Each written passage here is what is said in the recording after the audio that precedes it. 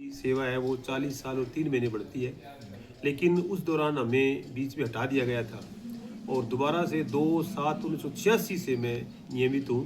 तो इस प्रकार मेरी जो राजकीय सेवा है वो 39 वर्ष और 4 माह की हो चुकी है, जो लगभग कम ही से राजकीय सेवा निवृत्त साथियों को मिल पाती है।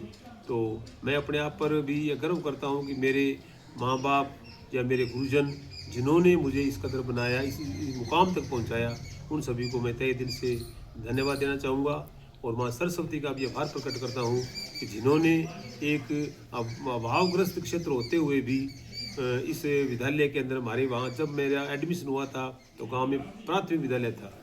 तो उसके बाद में मेरे माँ-बाप भी अनपढ़ ही थे, तो उन्होंने हम 7 बहन भाइयों में सिर्फ मैं ही राजकीय सेवा में प्राप्ति कर सका।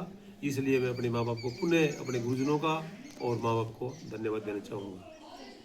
देखो, अच्छे इंसान की वाहेगुरु भी सुनता है।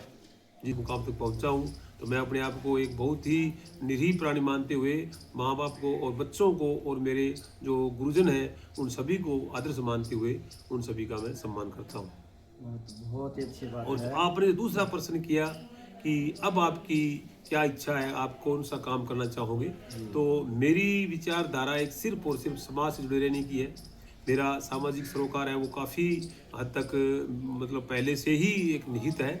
तो हमारी जैसी संस्था है, हमारे मेघाना के अंदर गुरुद्वारा हम बना रहे हैं, तो वहाँ भी मेरी सेवाओं की ज़रूरत है। दूसरा, जो अभी तीर्थ यात्राएँ हैं, कुछ मेरे साथी थे, उन्होंने छुट्टियों सेवा काल के दौरान ही मेडिकल लेकर के या छुट्टियां लेकर के उन्होंने एक तीर्थ यात्राएं पूर्ण की। लेकिन मैं अब अपनी सेवानिवृत्ति के बाद अपने जहाँ भी मैं इच्छा होगी मेरी कई ग्रुप साथियों के अंदर, तो मैं वह कराऊंगा। तो इसलिए मेरे को ये कतई ही ये फील नहीं हो रहा है 1% भी कि मेरा टाइम पास कैसे होगा। जैसे कि आम लोग मान लेते हैं कि सर आप सेवानिवृत्त हो गए, आपका टाइम पास कैसे होगा। तो मुझे टाइम पास करने की पहले भी कभी 1.5 महीने में या 15 दिनों की छुट्टियों में भी कभी जरूरत नहीं पड़ी। तो मैं ये निश्चित रूप से अपने आप को एक निश्चित प्राणी मानते हुए, समाज के प्रति समर्पित मानते हुए अपने समाज को और अपने परिवार को पूरा समय दूंगा। मुझे किसी प्रकार का कोई व्यवसाय या बिजनेस करने का कतई ही मेरा 1% भी सरोकार नहीं है।